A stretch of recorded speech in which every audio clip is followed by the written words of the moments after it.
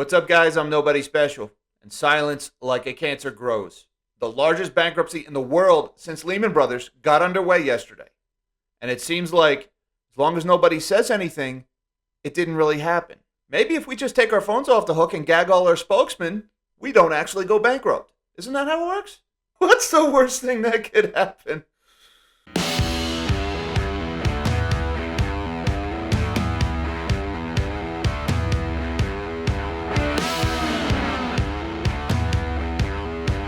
Thank you for joining me. I'm Jack Gamble, and I'm Nobody Special. And folks, Evergrande has defaulted.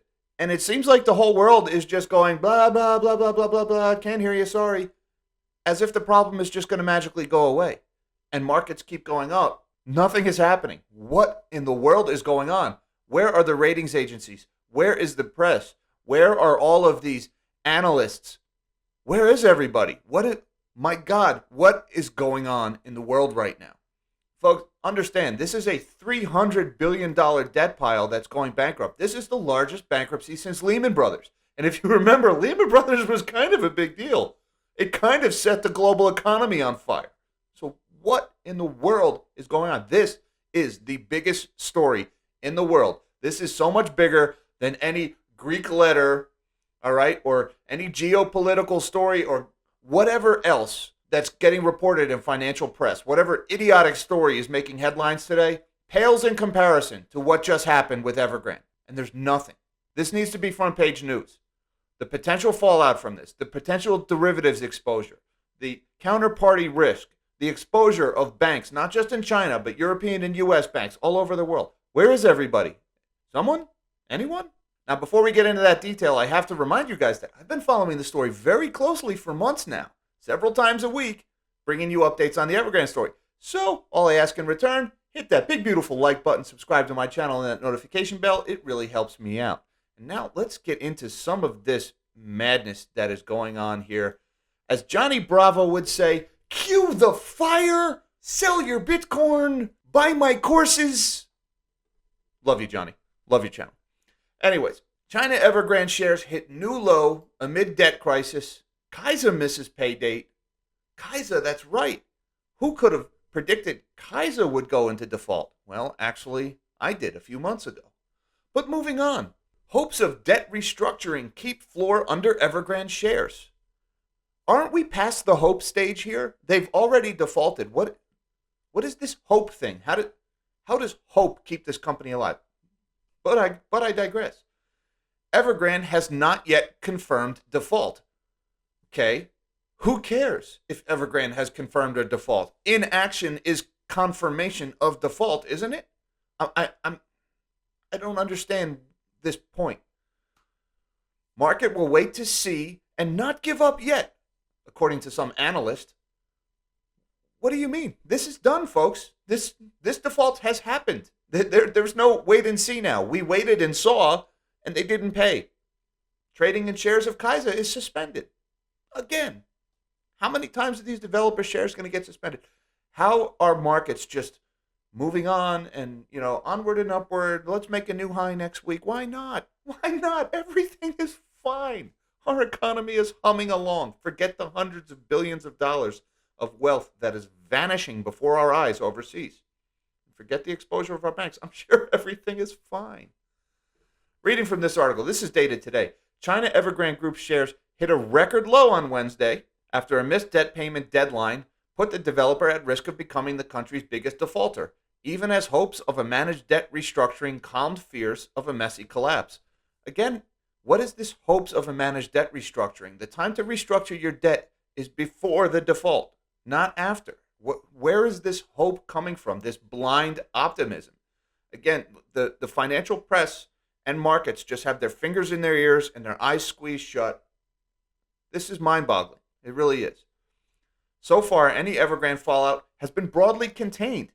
And with policymakers becoming more vocal and markets more familiar with the issue, consequences of its troubles are less likely to be widely felt, market watchers have said. Who are these market watchers?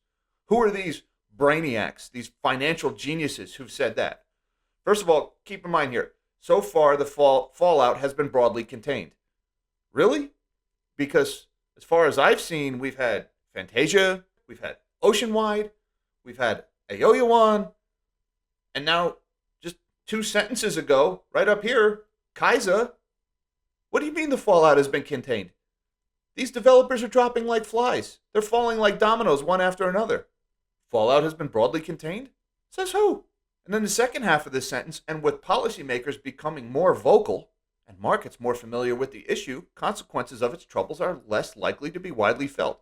How do vocal policymakers somehow make the troubles of these problems less problematic? What do vocal policymakers accomplish? All they're doing is they're marching out these Communist Party hacks who are reassuring everybody that everything is fine here. There's nothing to see here. We're all fine. That doesn't mean this money stops vanishing into thin air, that it stops going up in smoke. Who writes this stuff? Reading on, failure by Evergrande to make an $82.5 million interest payment due November 6th on some U.S. dollar bonds would trigger cross default on its roughly $19 billion of international bonds. Why are they saying would trigger? This was 2 days ago, and they didn't pay. It's already triggered, folks.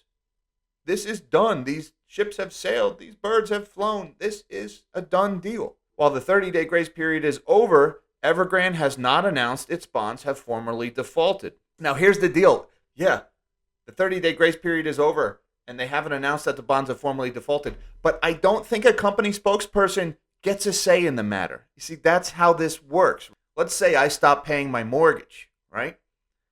And then the mortgage company says, Mr. Gamble, you're behind on your payment. You have 30 days to pay us or we start foreclosures.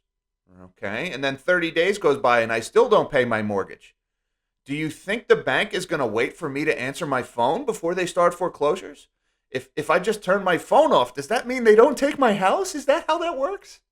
Apparently with Evergrande, that's how this works. Apparently, as long as they keep a gag on their company spokesperson, everything is just fine. Rainbows and unicorns. Onward and upward to new highs. The developer did not immediately respond to Reuters' request for comment. What a shocking development.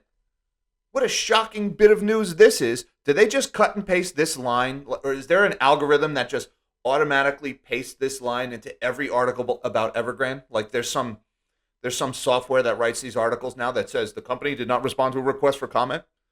When's the last time Evergrande responded to a request for comment? Again, not answering your phone, it doesn't mean your house is no longer going into foreclosure. Doesn't mean they didn't default on their bonds. We don't have to wait for them to agree to default, all right? That's not how this works.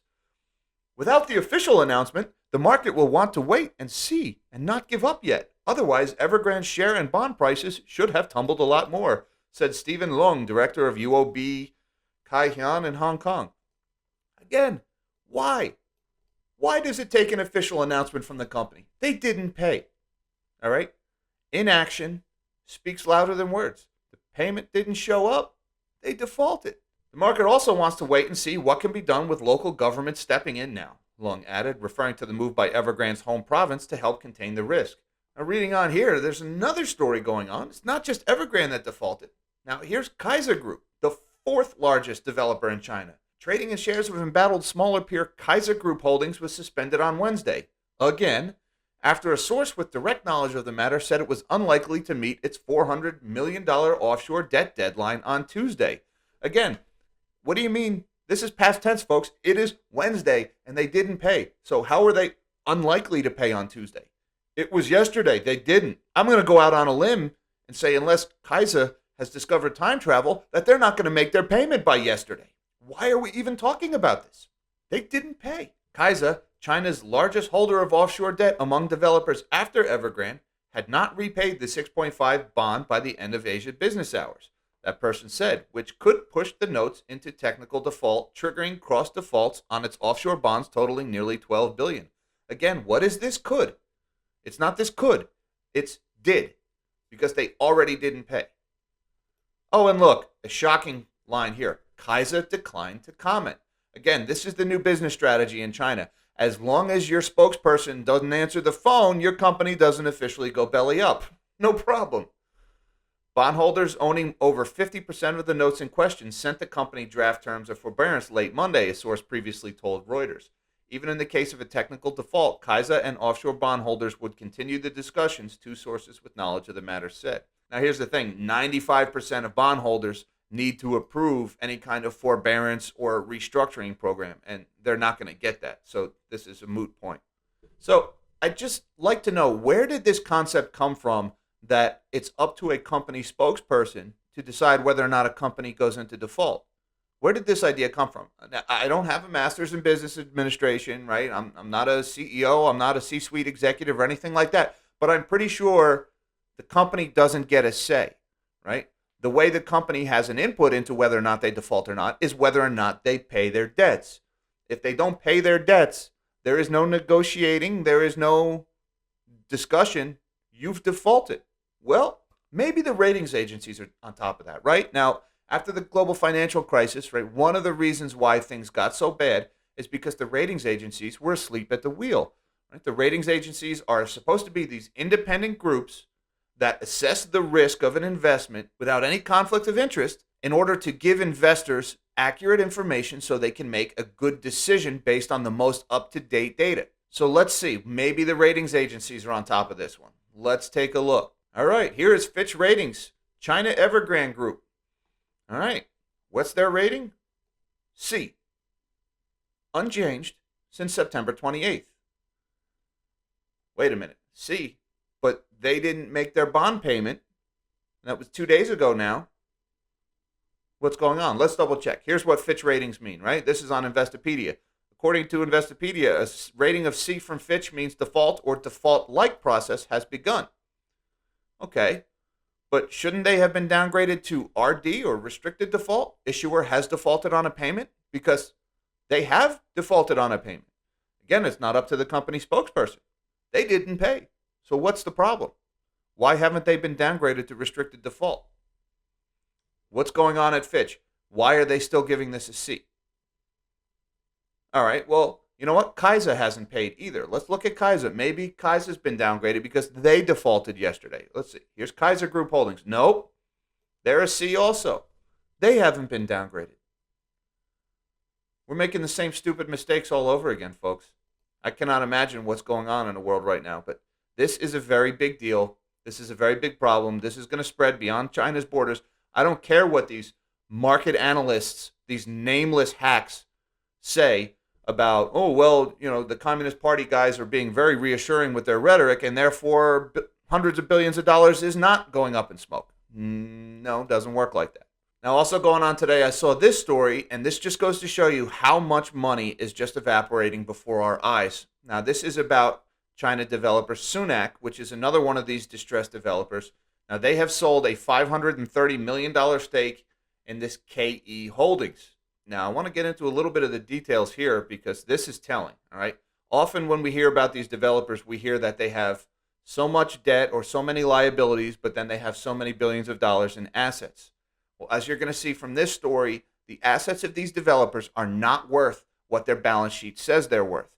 And look no further than this article here. This is on WTB. I also saw this is out of Reuters. Sunac China Holdings said on Wednesday it had sold $530 million worth of American depository shares of Chinese housing transactions and services platform KE Holdings for raising working capital. Sunac, with a market value of $9.96 billion US, said it had sold an aggregate 45.35 million ADS of KE Holdings for just over $1 billion on June 1st and December 7th. Okay, so they got $1 billion for this sale. Now here's the problem. Scroll down 2 paragraphs.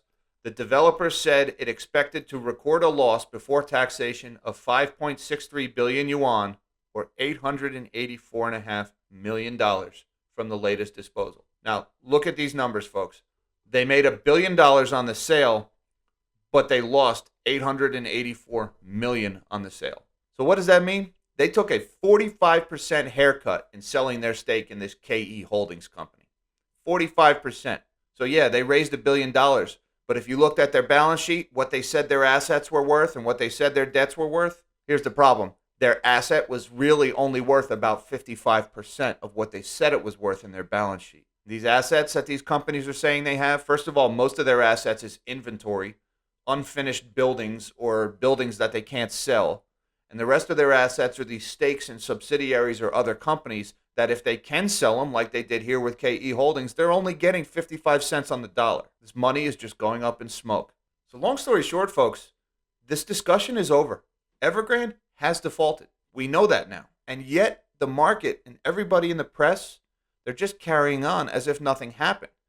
As if until some random spokesperson for the company picks up the phone and confirms it, then it never really happened. So I have to ask, is everybody that stupid? Or is everybody just exposed to this problem and they're buying themselves time to unload this garbage on anybody and anyone who will buy it? I've been beating the drum on this story for months now. The silence from the press is deafening. Even though they pay token lip service to this on CNBC or they'll post an article about it, I mean, for the press to be passing along lines like until the company comes out and admits that they've defaulted, the default hasn't officially started, is just on its face stupid. It's too stupid to be real. The ratings agencies are letting it happen because they're dragging their feet on the downgrade that should have already happened, but it's all irrelevant. The silence, the Evergrande decline to comment, all this stuff, it doesn't change the fact that hundreds of billions of dollars worth of debt is going bad. This wealth is going up in smoke. It's evaporating before our eyes. And sooner or later, we're going to find out which funds, which institutions, which banks are overexposed to this stuff. It's just a matter of time. Anyways, folks, we're not going to let go of this story. We're going to keep following it. Silence and willful ignorance does not change the mathematical reality of what's going on in China right now. Guys, I want to thank you for your time. Thank you for watching this video. Don't forget, help me out. Give me that big thumbs up button so I can keep these videos coming your way. It really helps me out. In the meantime, live small and dream big.